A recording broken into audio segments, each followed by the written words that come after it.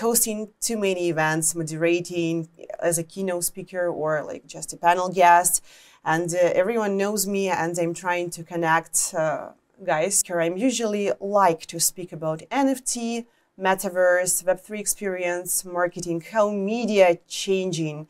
Like we already are talking about extremely developing technology, flying cars, international spaceship experience, going to other planets and everything. Meanwhile, somewhere in the middle of Siberia, we just figured it out with my grandmother how to make calls via Telegram with video. And I think this is an industry revolution I made by myself.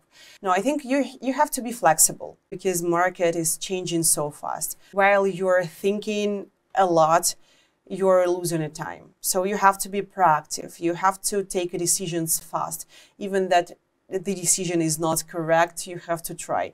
Because to know that this is 100% no, it's way better than never try and never know the result. And he told me like, listen, kid, you're in the room surrounded by extraordinary specialists, and all the price of this production is about $500,000. Are you still questioning yourself? Are you talented enough or not? I love it. So I felt all this responsibility because I just realized how many people are working behind the scenes.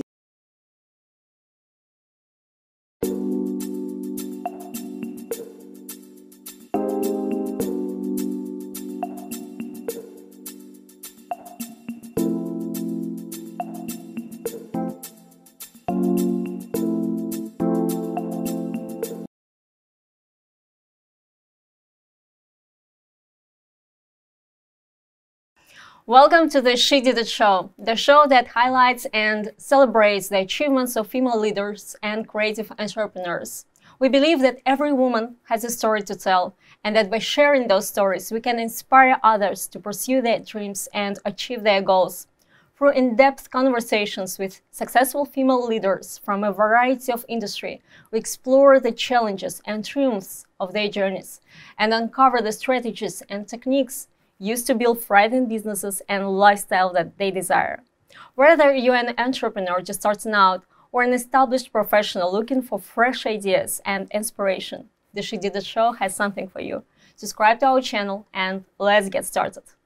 I'm your host, Daria Medrova, and I'm happy to present you our today's guest, Anastasia Drinevskaya, a creative director and CEO at Cointelegraph Communications for over 3 years. She is a sought-after consultant and keynote speaker at most of all latest blockchain events. Anastasia has extensive experience in developing startups along the full life cycle, from ideation to team growth, and through the execution of their mission statement for the next new venture. She has more than 10 years of experience in the media, executing innovative strategies as a performer, producer, director, and editor-in-chief at fashion magazine, and TV host. Just yesterday, she got approval for EB2 visa for extraordinary talents in the US. And I'm so happy to see you today, Anastasia, in our studio. Thank you for having me, first of all. And it's so scary all the time to hear all my background that someone pronounced it like, is it about me still? Like, yes, it's about you, and my congratulations with your achievements. I'm so happy that soon you'll be a citizen. Yeah, it still takes some moves to make and some time to take, but I'm already on this path, and I think 80% of it has been already done. So I'm thrilled to continue. I can imagine it's a big achievement, really. Yeah, and huge pressure also.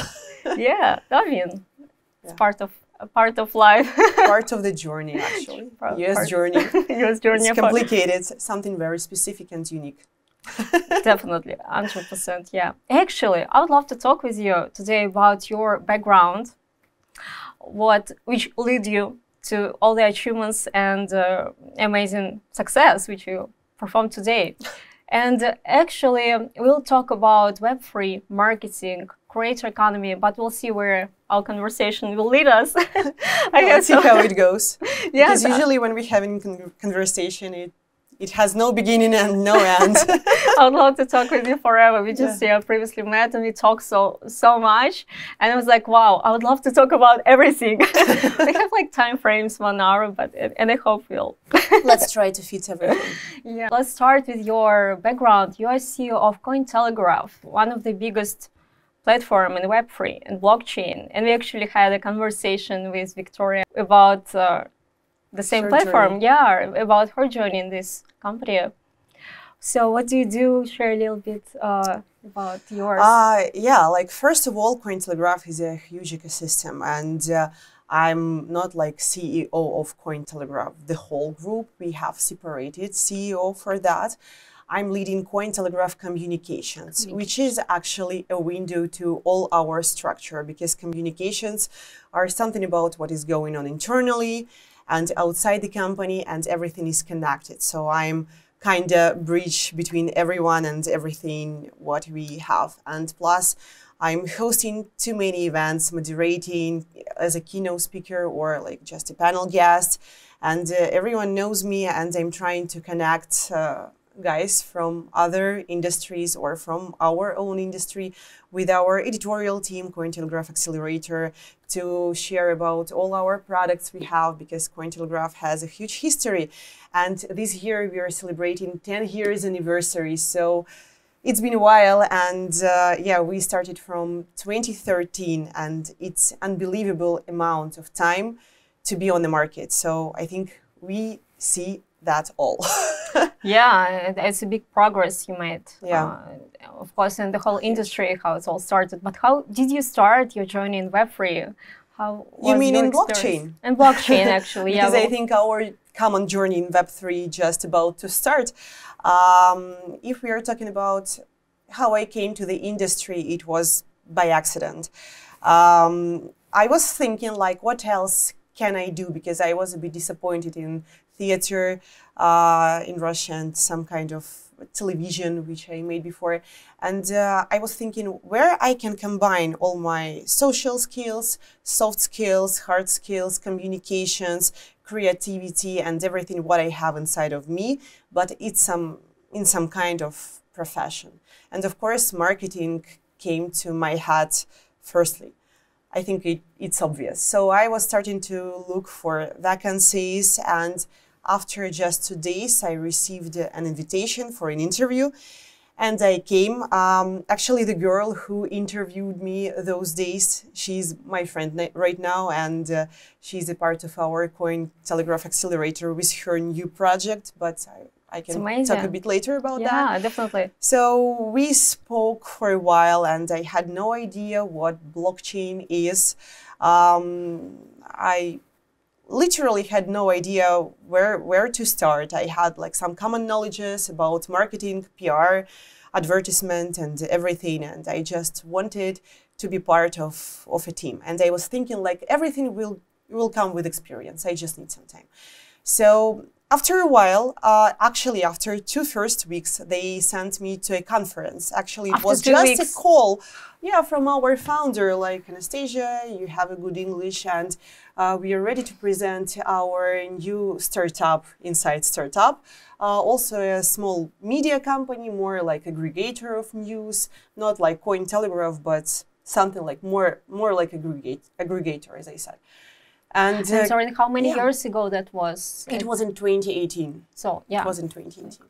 Yeah, it was something around February or something like 5 that. years ago. Like, yeah, 5 it's years like ago. Really early It's stage. been a while. When you just pronounce it right now, I was thinking like, wow, it's huge. 5 years. So yeah, maybe I'm really an expert. So, he asked me, can you go by any chance to Hong Kong to pitch this startup? And he sent me a deck right before my flight. And I was reading this and trying to learn by memory. And this competition had 3 places. And for each of place, it was prepared some amount of money. And I was thinking, okay, I will just do it. Let's see how it goes. And actually, I took the 3rd place. I won $1 million for my company. And other companies in the space suddenly started to hunt on me. And Cointelegraph was one of them. I had 9 interviews. One of them was with Victoria Wogan, actually. Really? Yeah, like not the first one, and actually not the second one. Something between 5th and 6th. But we spoke a bit, and 9 interviews, like 9 interviews. wow, Yes, I was actually. aware that you have just one chance to establish your price on the market, especially like on the blockchain market. And I was trying to fight a bit more for what I can have from the very beginning, because I was thinking that the sphere is so fast and changing so fast, so I need to protect myself somehow. So I was trying to explore, and I wasn't really interested this time to go deeply inside the blockchain startup, because at this time, at the same moment, I had an immersive theater in St. Petersburg, and I was thinking like how I will combine all of this. Actually, it was a hilarious experience when I was in a costume of the end of 19th century and trying to text like, let's go to this conference. Okay, I have to play for 10 minutes. I'm going behind the scenes, put my phone back, then back again, do my job, and then back to my work again, and everything like in this historical suit. It was a hilarious experience. Never do this in your real life. It's like it when will kill you probably. Two worlds like combine. Everything was a mess and started to be a mess, because I was still trying like the first project where my path started was connected to ICO rating. It was a rating company who they analyzed ICO projects and gave them some ratings, so other people, they know, can they invest or participate it, so the value of this project can grow or or not. So, and the trend has been changed so fast, and ICO was about to die. The common trend of ICO became a scam, and everything was about to close. I saw how our startup slowly it's the one where you won like $1 million. Yeah, my first job in the blockchain space. Yeah, so I still had some kind of work to do at this startup, already started at Cointelegraph, plus theater and everything all together. And back to the years, I cannot even like, when my iPhone sent me a reminder like 5 years ago, and I'm watching this and like, wow, it's really, it was with me. It existed. So it's unbelievable right now. And now it's more about a joke, how I was trying to combine everything.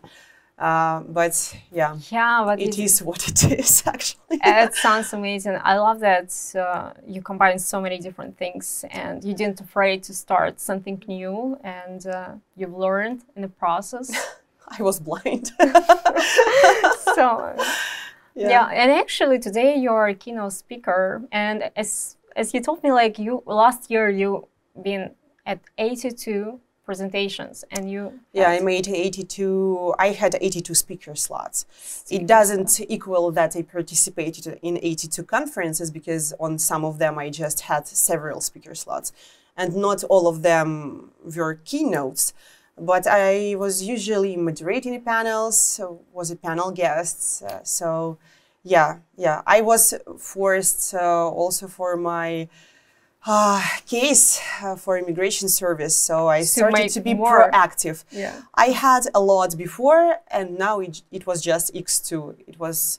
I felt myself as a hamster in a wheel all the time. Like my assistant called me at night, like you have a conference, like digital conferencing online, like via Zoom somewhere in Asia in 15 minutes, and we are trying to wake you up. And this is something like around 4 a.m. in the morning in New York. And I was like, yes, I will tell them something right now. Like, give me 5 minutes.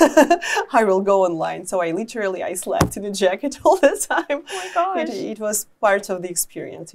I'm grateful for this. I mean, I can imagine. And actually, what are your key topics? What you're talking about on those conferences? Like, what's your...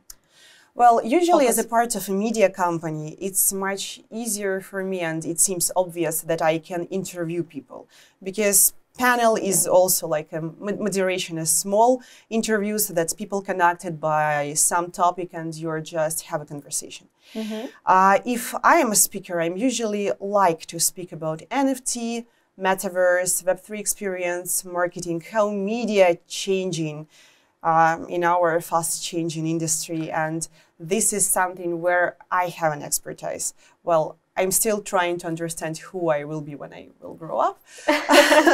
But yeah. Yeah, it's amazing. Actually, yeah, like I see today so many new events coming up, like New York Fashion Week, like in the second row after NFT. And I see like or like some blockchain events, and it's such a big growing like right now industry, like it's growing. Especially right now, everything is mixed right now. Everything is a mess. Yeah, AI, like artificial intelligence also came to the like the discussion, and it seems like the gap between people who are into those topics and who are very knowledgeable about that, and people who still use the old-fashioned devices, or they're like just don't care, or they don't know, or they don't have access to those events. And it seems like the gap is growing. And do you see that? Do you think it's a problem, or it's just like temporary thing?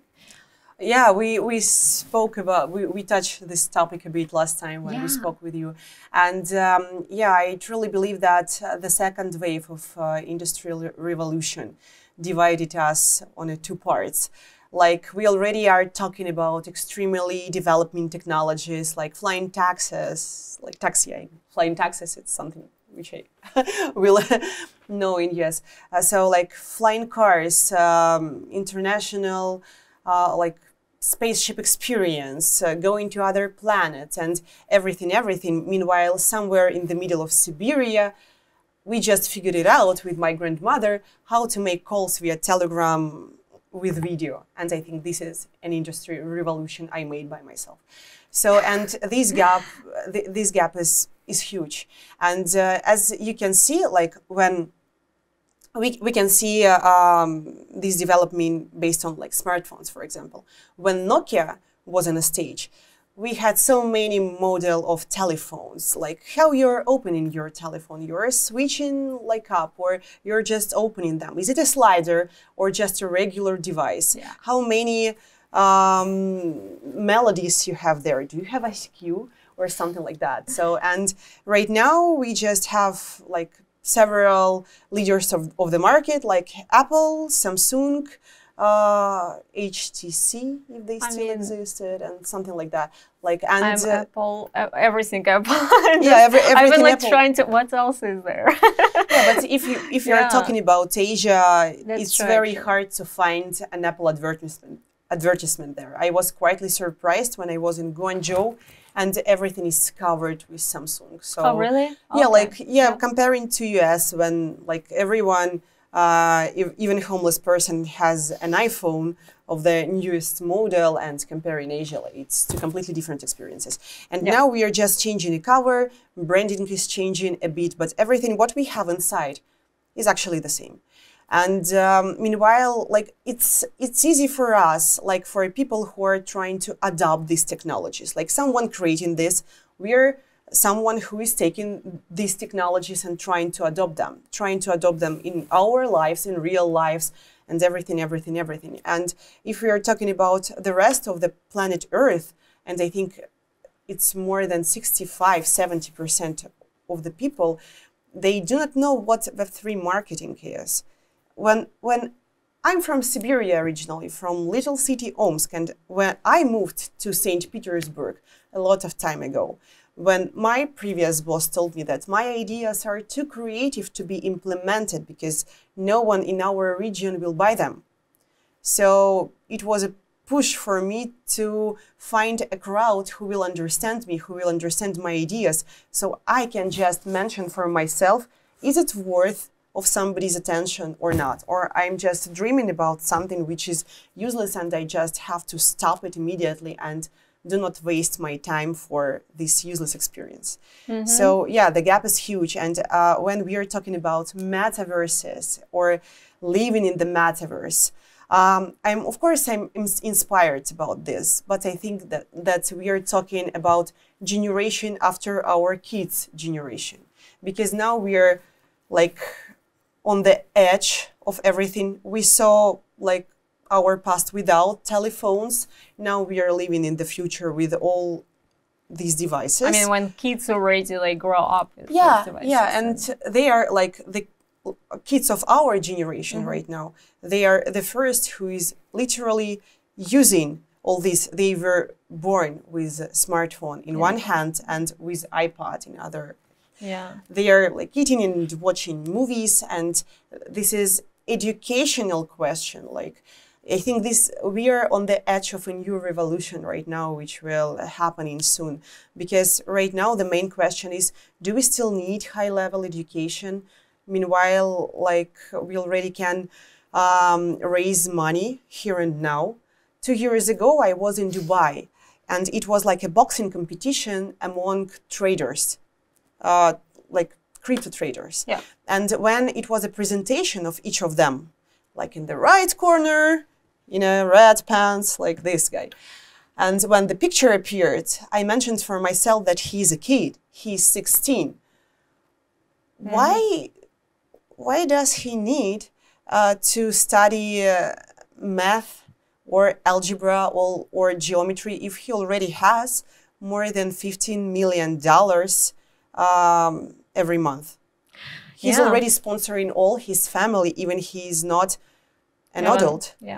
So, like, why should we trust teachers who are still based on Kotler's or marketing, like some books, very old marketing books, with all the respect. So I think that we need to change generation and education, maybe, actually, and the whole system, right? Because whatever, like, we know for our education, we cannot apply, like in the marketing, for example, we can apply like the general idea, right? We understand that, but all the tools which are developing, like every next month, something is something new comes up, and you need to adopt it. You need to use this tool to general be on top. Idea was to be successful in the market after the university. So you're bringing your shining bright diploma to like your new boss and look how talented I am. I deserve like more than $50,000 per month. So here you go. Now it just doesn't work like that. How I can trust someone who is just know the theory? I need a practice. World needs a practice. So it's about to change, and I think it's becoming more obvious every day. Every day, young people asking questions: why should I even go to school, and why should I proceed with the university if I'm already creative enough and can raise the money? Yeah, especially with the creator industry, creator economy, which is huge today also. And we'll talk about that necessarily. But I would love to go deeper to marketing. And as you mentioned, we have the general idea of marketing, but the tools are developing so fast.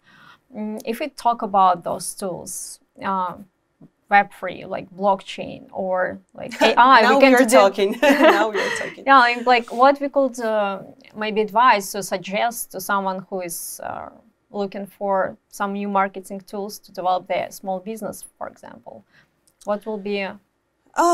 Well, trend, first of all, let's divide two items like Web3 marketing, Metaverse, like marketing in general. Let's separate them one from another.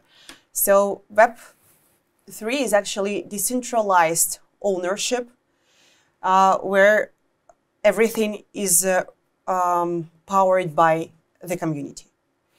Metaverse is some kind of digital space where community talking to each other, exploring the ideas, etc., and doesn't matter who owns that.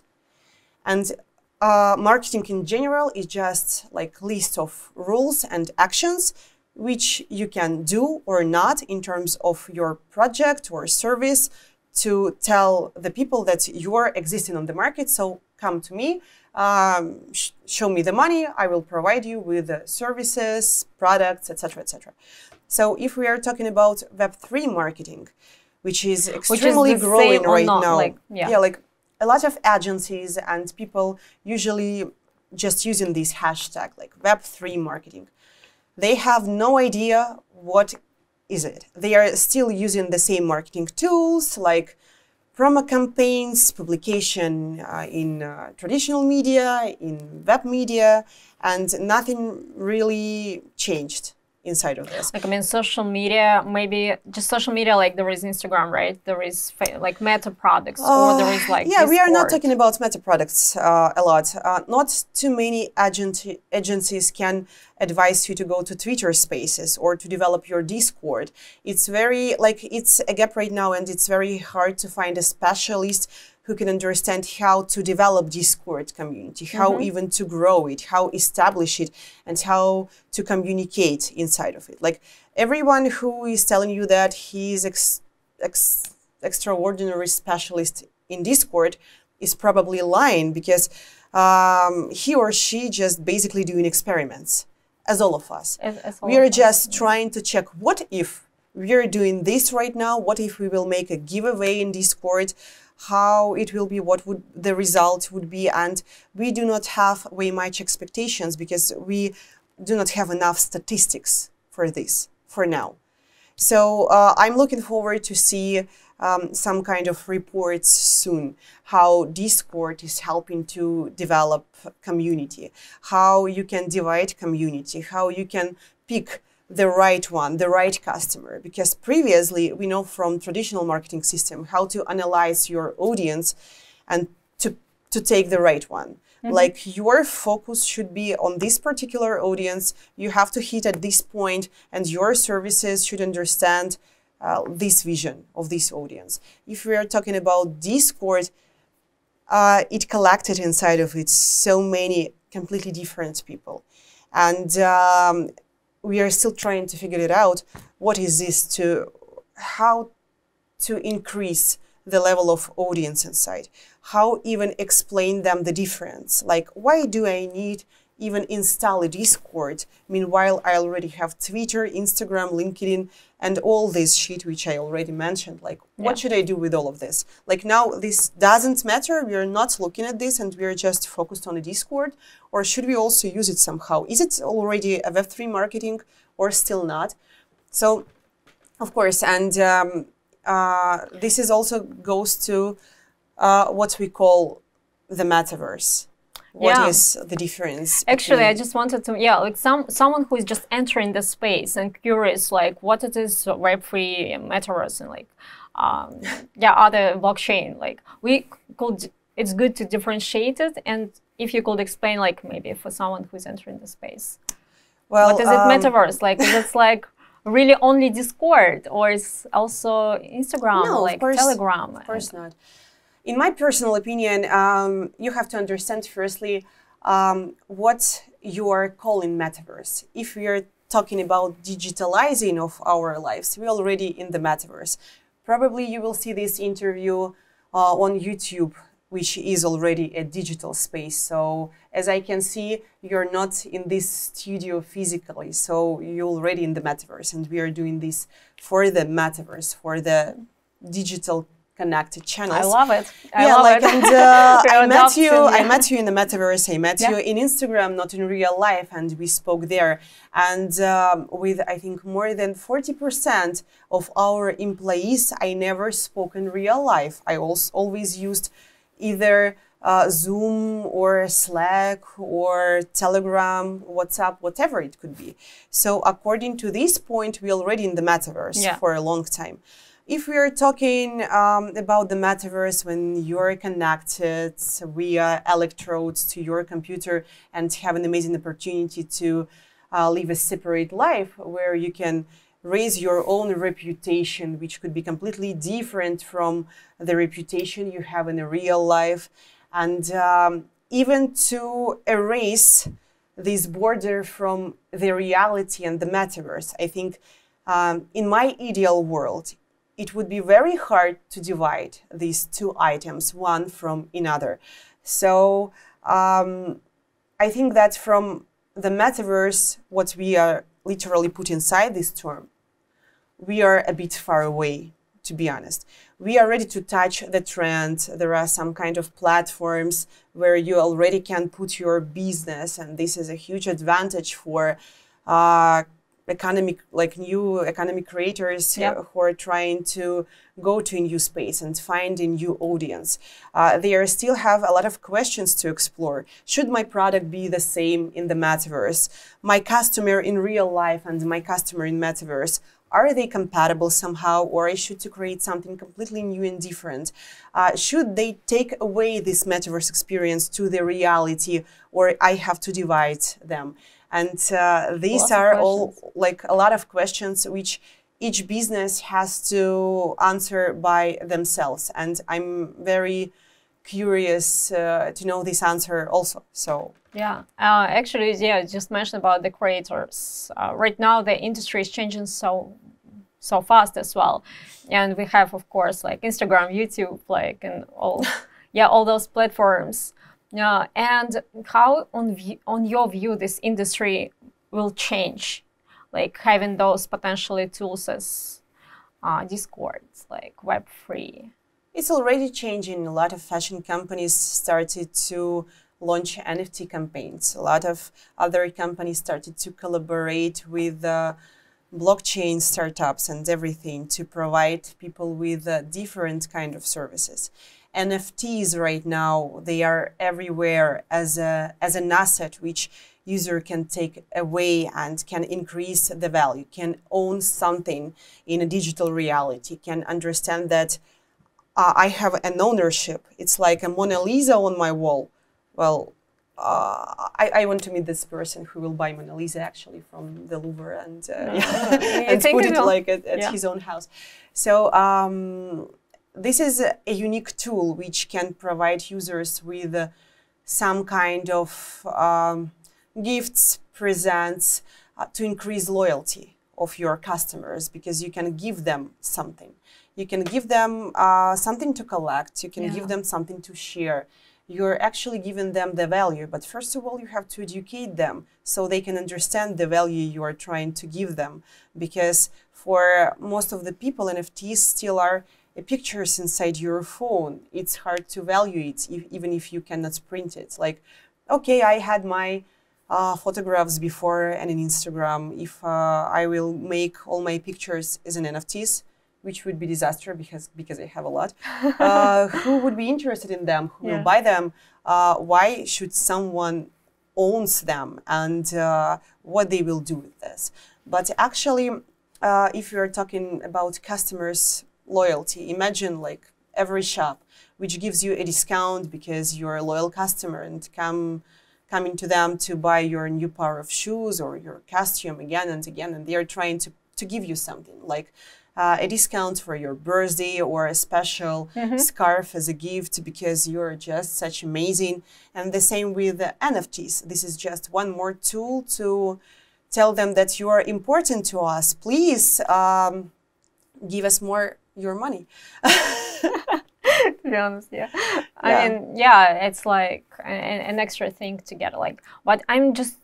Right now I see that if you're a content creator, it's great to use those tools which are existing today, plus integrate Web3 and experiment with that. Don't rely that it will bring you the revenue right away, because it's still developing, and like the whole blockchain, like, and Web3, it's still it's not mass adopt. Yeah, that's you cannot true. rely that to establish a company and pull all your like marketing budget to Metaverse is the stupidest idea ever. Don't do that. If you're considering this of one of the steps you can take in the near future, this is a smart decision because you will prepare it. You will already explore the space. You will know what to expect, how to move there, how to bring the customers to the area, and you can win this most awaited competitive advantage. Yeah, that's true. Actually, you're working also with entrepreneurs and with startups. Actually, it's connected to your Cointelegraph media communications. Yeah, we have Cointelegraph accelerator. Maybe I'm not the best person to tell about internal things which are going on inside Cointelegraph accelerator, but I can tell about general idea. We are looking for talents on the market because there are a lot of talented people and talented ideas, and we are trying to help them. And of course, each of them, they need publicity. And there are just two big medias, two big players on the field, Cointelegraph and Coindesk. Coindesk, yeah. So they will come to us anyway. And of course, we are trying to help someone who we believe in. And but they do not have such amount of budgets or something. So we are ready to provide to them media for equity, media for tokens. And I cannot mention numbers because everything should be solved case by case. It depends on tokenomics they provide to us, and depends on the general idea, and depends on the space and all the analytics, blah, blah, blah. But in a nutshell, that's it. So actually, it could be just Web3 startups, or it could be some creators it could be everything. who combine like all different instruments and tools. Yeah, they can. If our team will considering this particular project as an interesting one, we will be ready to help to find and close to the second round of investments, or to work with DAX, or to tell the world that this project literally existing, and behind the scenes, this project has a team, has founders, they have their own opinion, voices, and they are ready to share all their ideas. I mean, it's an amazing mission to help creative to grow their projects. Of course. A lot of projects, like actually 90% of the projects will never survive on the market. Yeah, actually. It's like 1 of 10 startups is successful. Like we are thinking that we are just increasing amount of startups and projects on the market, but actually it's not very true.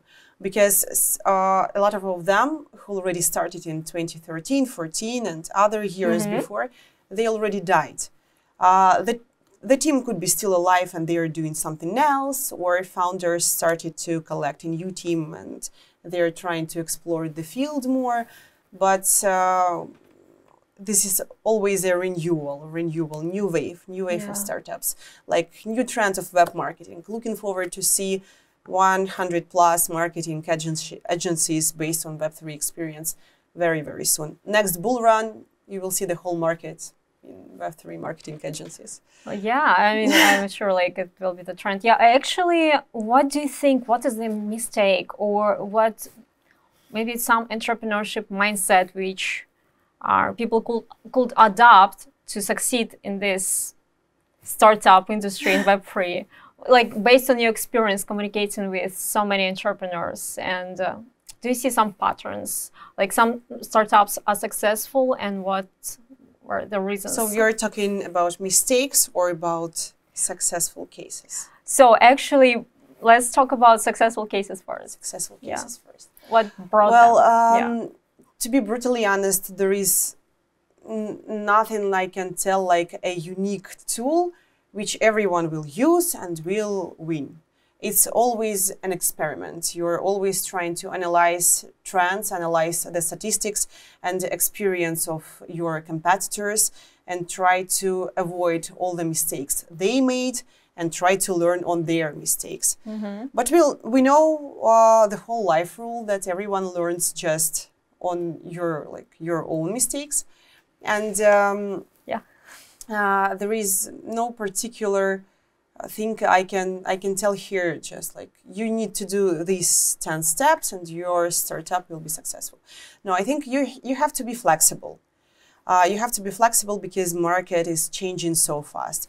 And while you're thinking a lot, you're losing a time. So you have to be proactive. You have to take decisions fast, even that the decision is not correct, you have to try. Because to know that this is 100% no, it's way better than never try and never know the result. Because you will do the same mistake over and over again. I think the second point is the team and people. Try to surround you by specialists and experts who can manage themselves by themselves. Because if you are surrounded by the people, especially in startup, who are just waiting for a comment, it's not this type of business. It's not blockchain type of business. It's better to go to something like corporate structure, which established long time ago, and everything is already provided, and you're just part of the system, which also okay, but it's not just about our field where we are working. So you have to be proactive. You have to know how to manage yourself. You have to take a responsibility. You have to think fast and move fast, maybe faster than others. And of course, maybe it's a rhetorical thought, but you have to be aware that probably you will make a mistake. That entrepreneurship is a field where you will create 10 startups and maybe just one will alive.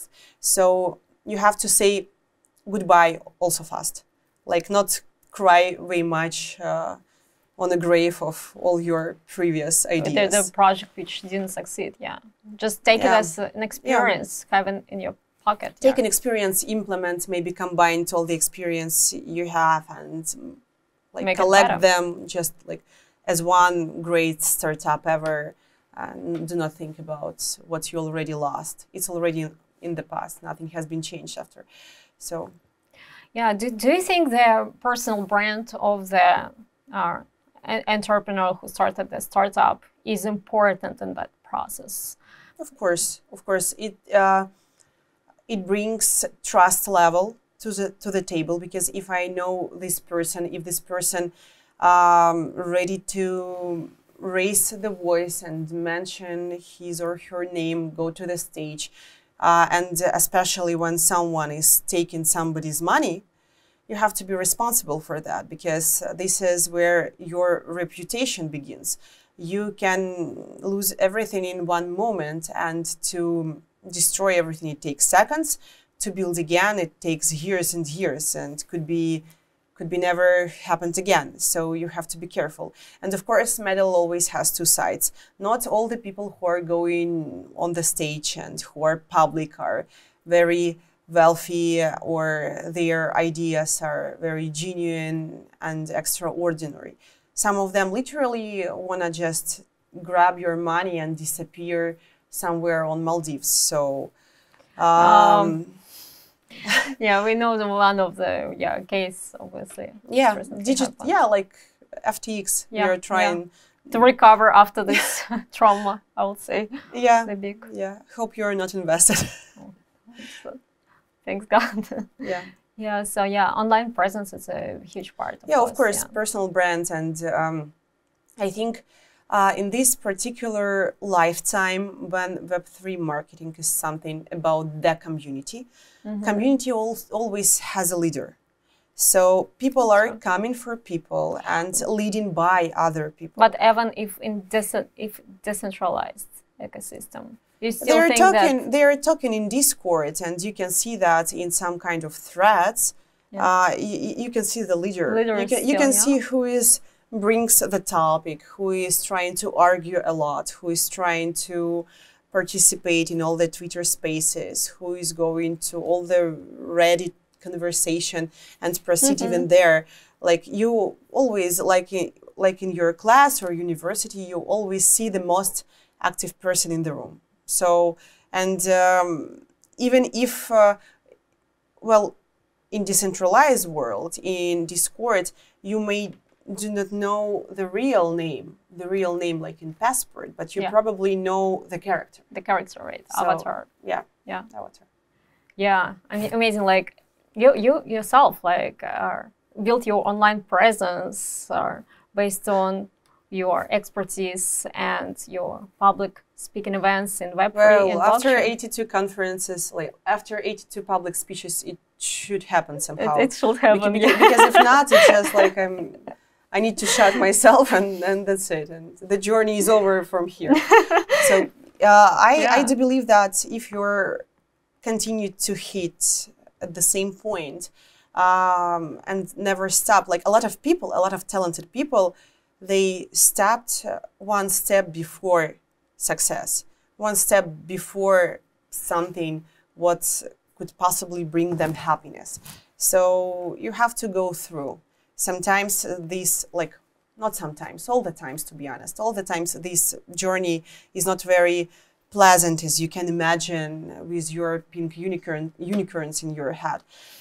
And so do I. So I'm just growing, looking for a next point of growth, disappointing, recovering, try again, over and over again, and yeah, it's endless. It's endless. Yeah, it's exciting. I mean, I'm excited, but it's like you have to be brave to accomplish like those backstage journeys. I mean, I can imagine how hard it can be just to travel somewhere, to be prepared all the time, and to be on top of every trends, all the trends which are happening today, and to impress people with your knowledge. I mean, it's a lot of work and dedication. Well, I think with time you are not giving yourself a task to impress someone by your knowledges, because in all the conferences you just cannot be like the best version of yourself all the time. You're human after all.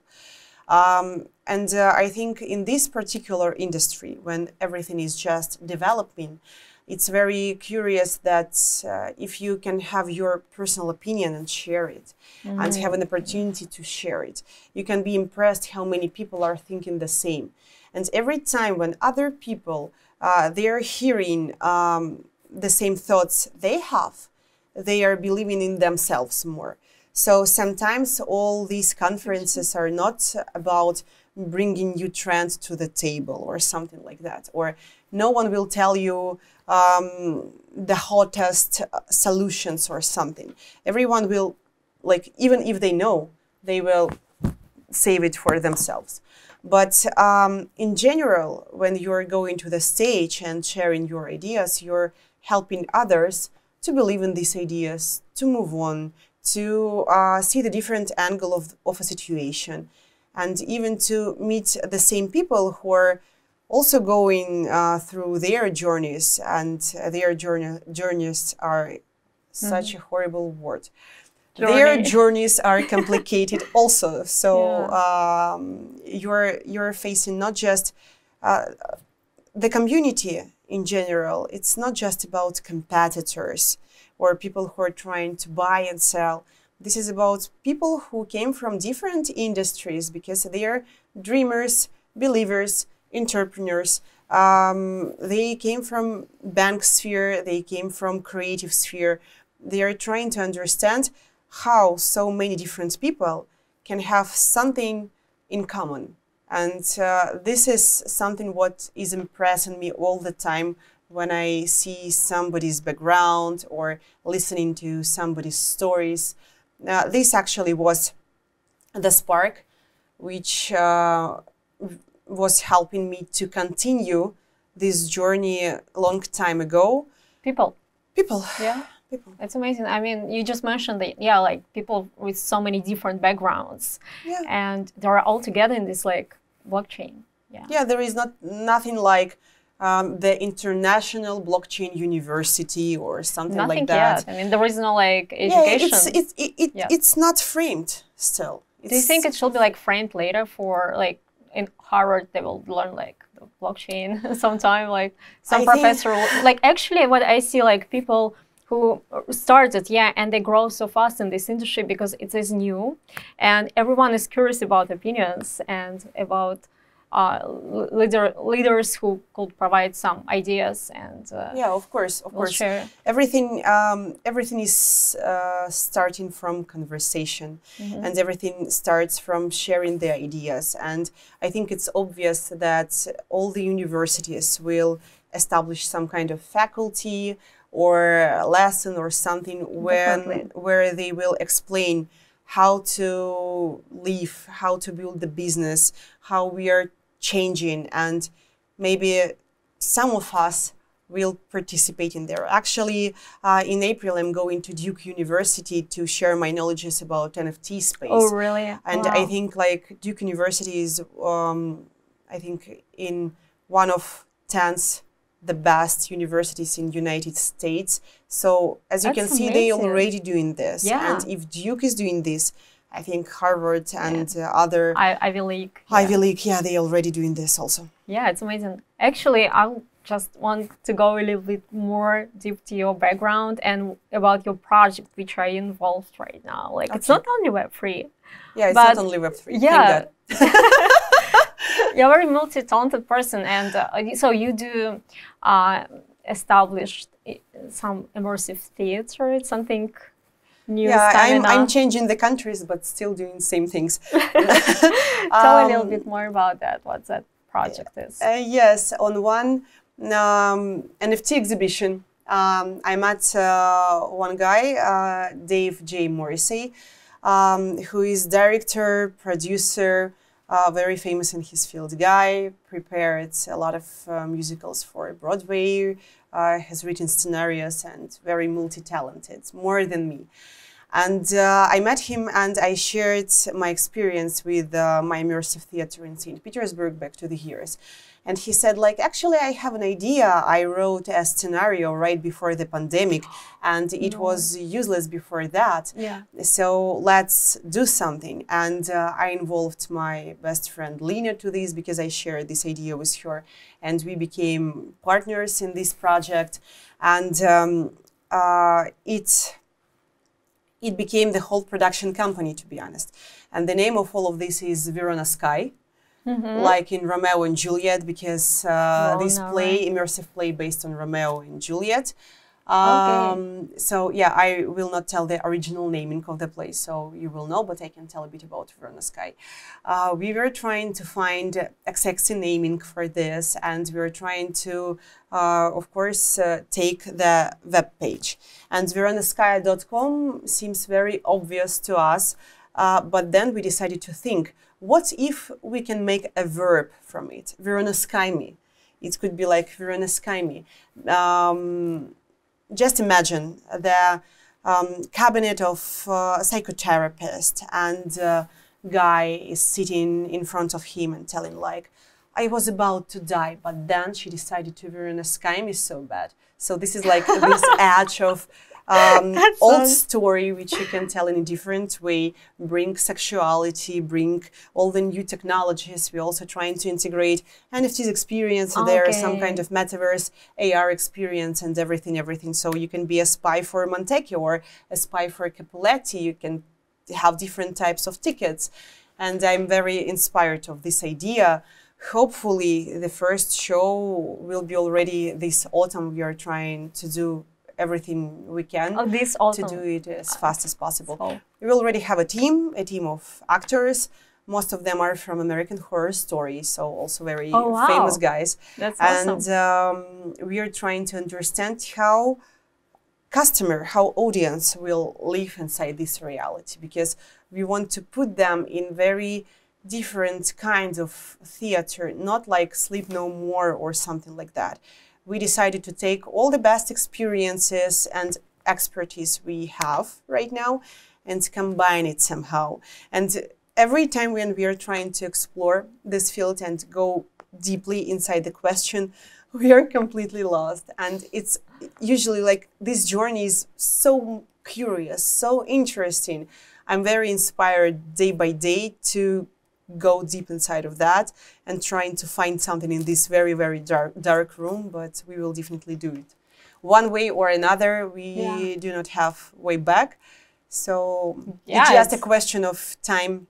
It sounds amazing, that you decided to integrate these new technologies and innovations and maybe AR or VR like experience. Yeah, of course, definitely, Amazing, I would love to experience that one day when you have it. Yeah, you already invited, so...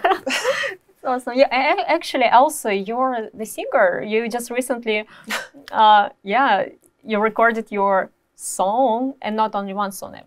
Well, actually, I made the whole album. But now just one song released.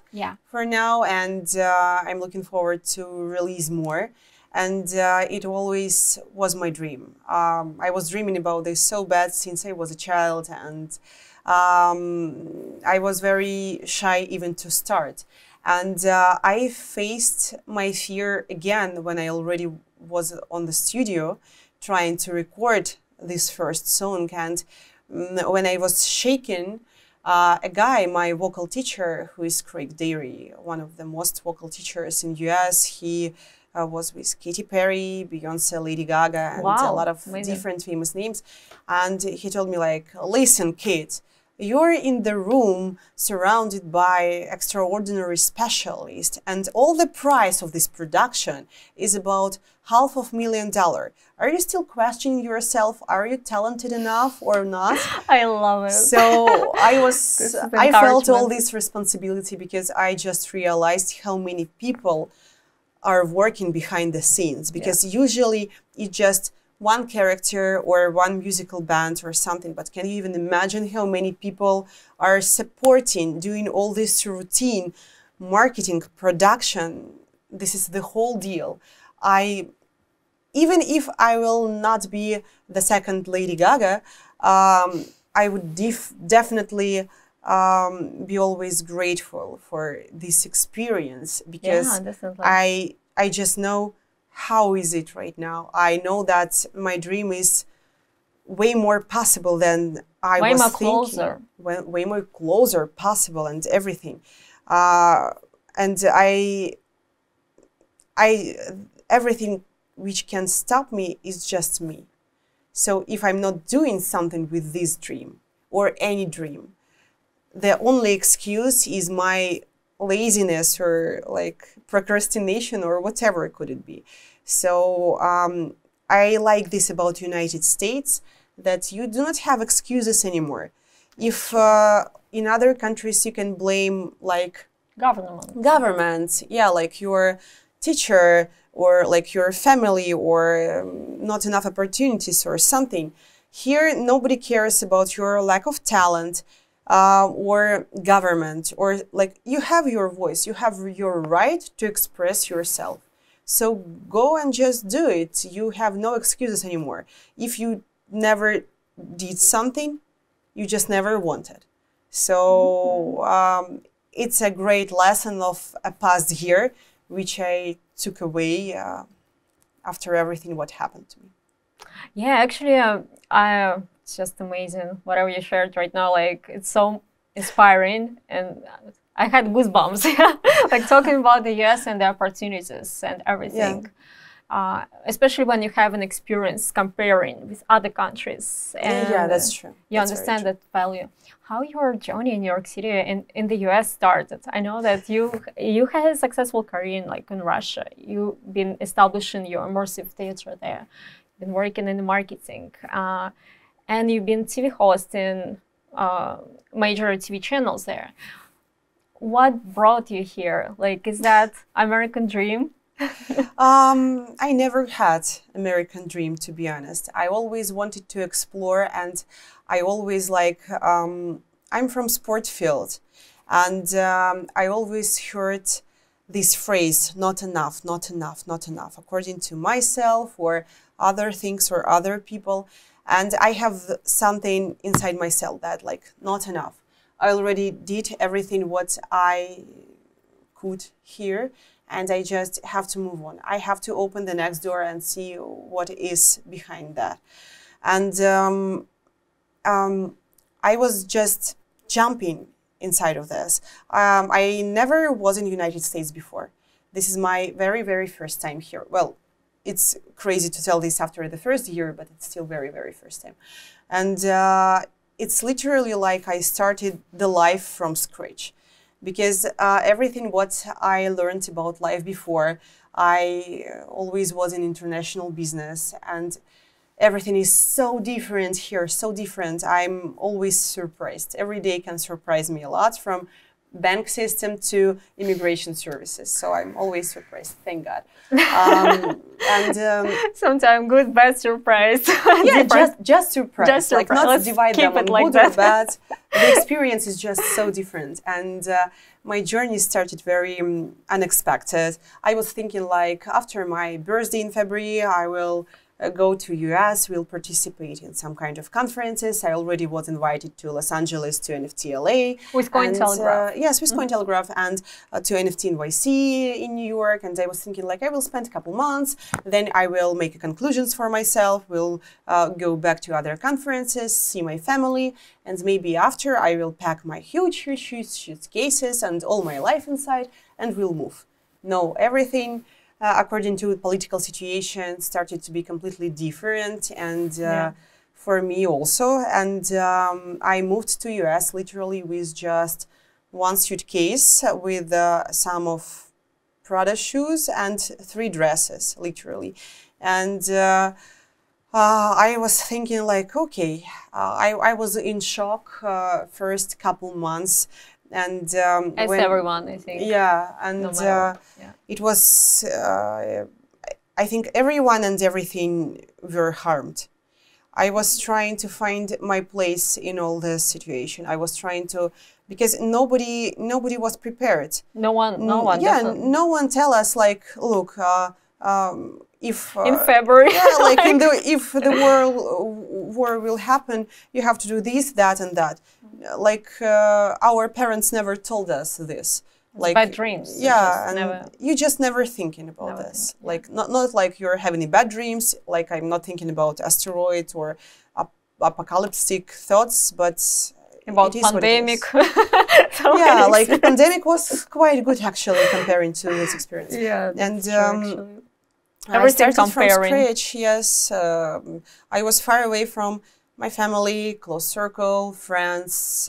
Someone, thank God, visited me during my journey, but not very many people because it started to be extremely expensive and yeah, like impossible to even have a visa, and everyone has their own problems. It was hard to find your place in the world, to move somewhere, and I think it took time for all of us just to wait when the sea will be calm again, let's say so, and just to start.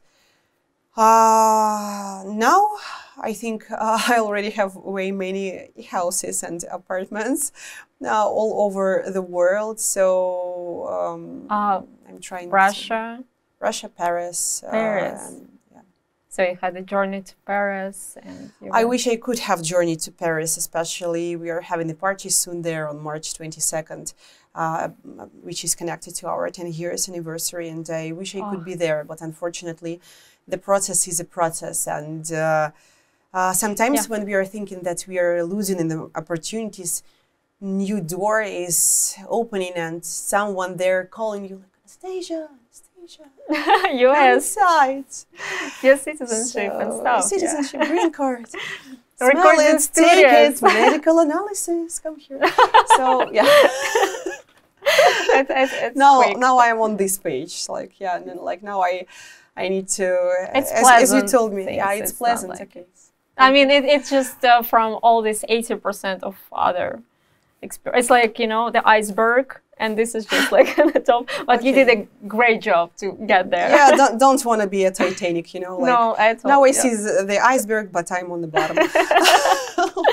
Actually, we talk with you about inspiring women, and I'm thinking to integrate the new rubric to the show about inspiring women. It was interesting you shared about Miss Brown from Titanic. Yeah, I recently... You've been in Denver. Yeah, I've been to Denver, participated on ETH Denver conference. We also made a party there. And when I had a chance, I realized that there is a house of Molly Brown. I actually checked the beautiful house. She was this lady from a new society, new money, who gave Jack this awesome costume of her son that he could participate with them on a dinner. Yeah, so she was an activist, she was a feminist, she was an incredible woman. And after this excursion, I read that the Colorado was one of 3 states who give women a right to vote on deliberations. And she was very inspirational. She made a saloons in her house, collecting very extraordinary women and people around herself. She was trying to fight for women's rights. And now on International Women's Day, we are here to ask ourselves a question. Are we still far away from emancipation, or there is still work to do? And the answer is there is still work to do. The work to do. Still Yeah, work to do. I And mean, you're continuing your journey, doing amazing podcasts about ladies who can share their opinions, even if someone will tell them not to share. So thank you for having our voices. Thank you so much for giving these voices. I'm so inspired after each conversation, and I'm like inspired by the process, preparation, and execution of the execution. The most important. Suffering all the time. Execution. I hope that will inspire other women who will listen and will listen that to take an action towards a goal. Hopefully. Please be inspired. How do you feel yourself like being a woman, female entrepreneur in the US? Is that different than from something to work on, definitely in the field, but how do you personally feel yourself? Well, very controversial question. I think in general, if you're doing your job great and you're always trying and inspired by that, everyone will mention that. Doesn't matter who is it. Man, woman, alien. So cat. Cat, everyone cares if you're doing your job great. I'm glad that America is talking about diversity a lot, because I mentioned for myself during the conferences in VIP room, the girls was just me, my friend, and the woman who was making coffee for other guests. Most of them are men. And it's male-dominated industry, 100%. And here is the question, like, none of us never asking for female leadership, or none of them never approved us to participate. And do we need this approval of them to participation, or how we should prove each other? And all these questions which I'm asking to myself all the time.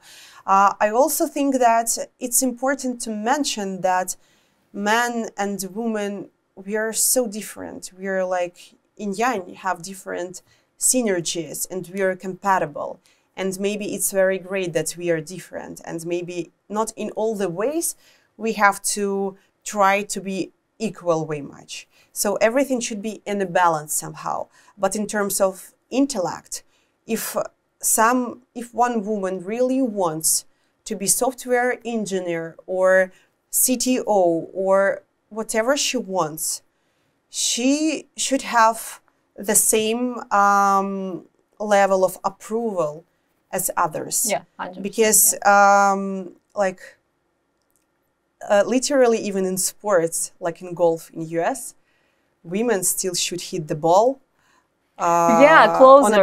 On a platform which is for women, like more down than usual. We're still trying to take away like all the basic cultural and world things which we had before, like how a lady should behave yourself, how gentlemen should behave yourself. But in this case, gentleman should never forget that he's a gentleman. I think already like a lot of men just forgot about this somehow. So I think that the most important point here, not to offend someone like you're not enough man or you're not enough woman, do what you want. Just the rules for everyone should be the same at this point in terms of business. In terms of sports, it could be different because we have like different skills and like different weights and other things. And social. Like social and health issues and everything, like according to women's health, we will not touch this. But in terms of intellectual things, everyone should have the same rules for competition. And as soon as you won this competition, so you have just to be welcome to process. Yeah, 100%. Is there any like female communities which supported you along this way, or some maybe business communities for everyone, or something you will share? I think there are a lot of female communities in the space. To be brutally honest, I do not remember all the names of them, and if I will mention just one, it will be not so fair for others. but they exist. And almost every project has several very inspiring women who are in leadership or inside the process. And everyone knows that despite the title, there is something about energy and care which helps us to go through this journey. Because job integrated in our lives so much. I do not know about others, but my job and my life, it's like everything in one. Actually, I was curious, how do you do all those projects? How do you find the time to dedicate yourself to... I have this Hermione Granger thing. To go back in time and then like repeat it over again. Everything at once, I do believe that time is very flexible, and when you're very focused and concentrated, you can switch between, like, I'm not the person who is like, I have to do this task and until it has been done, I will sit here and do it. My mindset just, it never worked like this and never will be. I have to switch from one thing to another. This is how my brain works. Maybe it's not right, maybe it's completely wrong, but I have what I have. It's too late to make changes. So I'm just trying to fit everything and enjoy the process and try to find things which is like from which I could be inspired. Yeah. Because if it not brings me joy, I'm spending 99% of my life working for nothing. For no inspiration, for nothing. Why should I do this? No. I should find the joy. But also the most important point, all the young entrepreneurs should understand that not 100% of your job brings you joy. Not all the processes brings you happiness. But without these processes, other cannot exist. Like you cannot live without visiting dentist, like at least twice in the year. Like you cannot live, well, you can live somehow, but you do not want this quality and level of life. Sure. Yeah. Yeah, I 100% agree. And actually, you're a multi-talented person. You accomplish so many different things. Does it help you? Does it help? Like to build your... In your mental health. I think that that's amazing that you can switch your focus and to be inspired in other industry and to have like more global picture, or to take a look to the other field from the different angle. And I find it's amazing. So like you are developing different parts of your brain and working like on very like in communications and networking at the same time, like in the theater, and it kind of complement each other. And also like performing as a singer, how do you find that that's actually probably helpful more than not? To perform as a singer? Like no, like to perform, to combine all those things. Yeah. Of course it helps. Of course it helps. So, actually, all my 3 degrees are helping me all the time, because every time when I'm going on stage or participating in interviews, I can remind myself that actually I'm a dramatic actress. Yeah. In other fields, I can think that like, okay, I have an economy degree, so I have to turn this tumbler on and think more about this sphere, and everything is helping me. But just with when life is going and you're looking back, just after comparing, you can feel that this experience is helpful.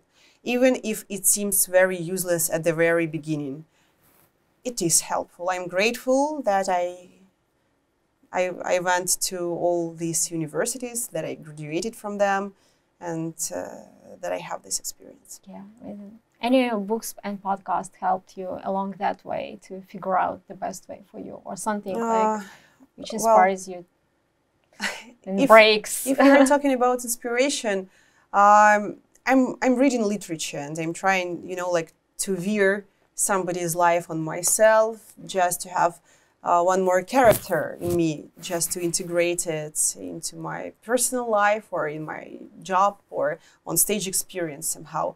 I cannot mention any particular podcast because it's so sad that right now, nowadays, I'm reading mostly articles which is connected to my job.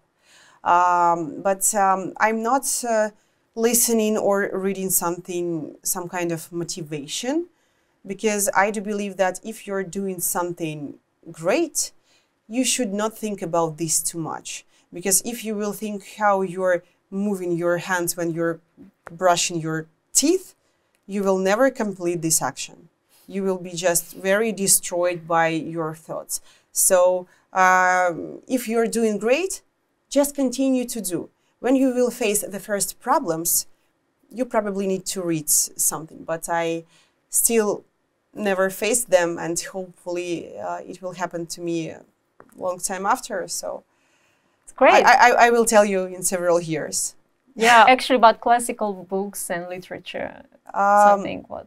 Well, recently I read one more time Pygmalion by Bernard Shaw. It is one of my favorite plays ever because of combination.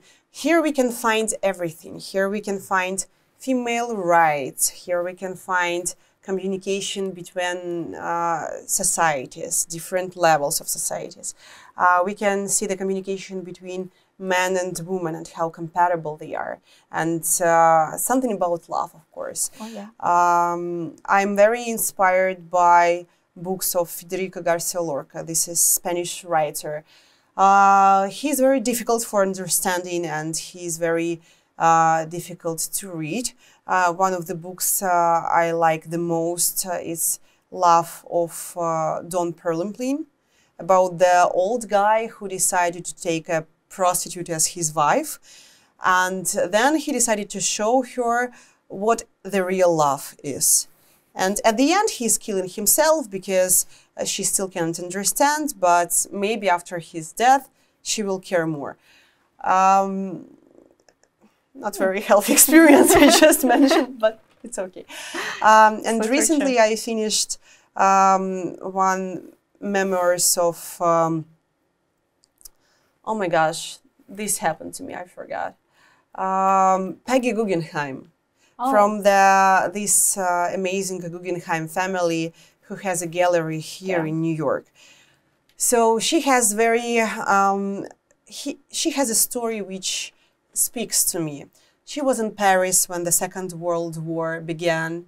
She was forced to run to New York because German came to Paris, and because she was Jewish, it was impossible for her to stay there. So she came to New York, spent here about 10 years, built a gallery. Then she was so tired of New York, people, husbands, and an art at some point, and the time became soft and nice again, and she moved to Italy, to Venice, and then right before her death, she back to New York again and established this modern gallery, which we have in Uptown.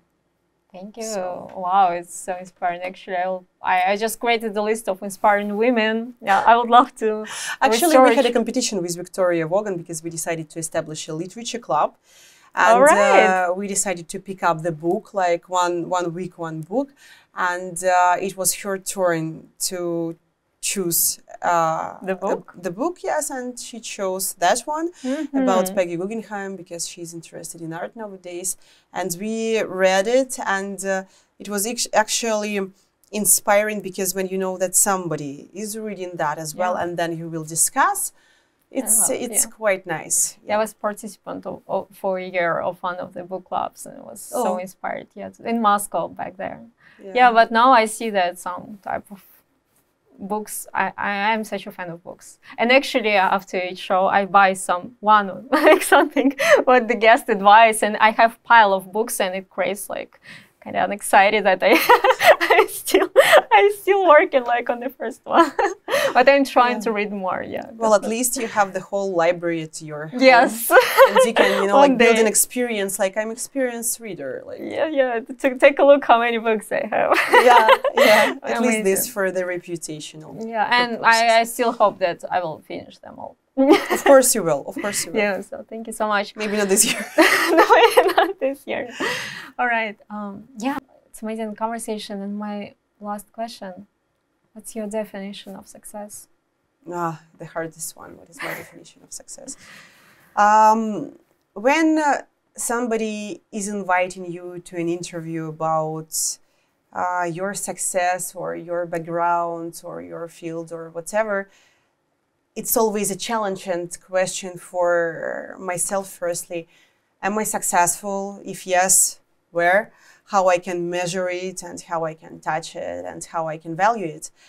I think that I want to believe that my greatest success is somewhere in the future. I still want to believe that everything and something very sparkling is waiting for me somewhere just around the riverbank. And I think that if you're sharing your story, if you're sharing something you believe in very hard, and a lot of people are ready to follow you, this is success and also a huge responsibility. So I have people who are following me, and I'm very surprised and blessed to have all of them, because I was never thinking that I will be there at this particular point. I was always dreaming, but never thinking that it would be like that. And I'm very grateful to each of you to have you in my life, about this level of support and everything. And this is some kind of inspiration I have, because every time when I want to give up or I want to close my computer and tell like I'm done, I'm always thinking about all these amazing people who are surrounding me and who are still believe that I'm talented, like in that small room in the studio where my first song began. Wow, love it for you. Thank you so much. I wish you to share many more stories and many more exciting projects, and thank you. The success what it means for you. Thank you for having me. It was a lovely conversation. Yeah, it was. How people can find you? You can Google me if you are brave enough to spell my last name. And the same works for Instagram, Twitter, Telegram, and whenever you can find me. And be aware of fakes, because there are way much people who are pretending to sell something using my name. So please, if you know how I'm usually talking, do not hesitate to text me or to block this fake. And thank you so much for joining us on the She Did It show. Remember that the path to success is not always easy, but with determination, hard work, and strong support system, you can achieve your dreams. So go out there and make it happen. And please subscribe to our channel and leave your feedback, comments, and I'm happy to see you next time on the She Did It show.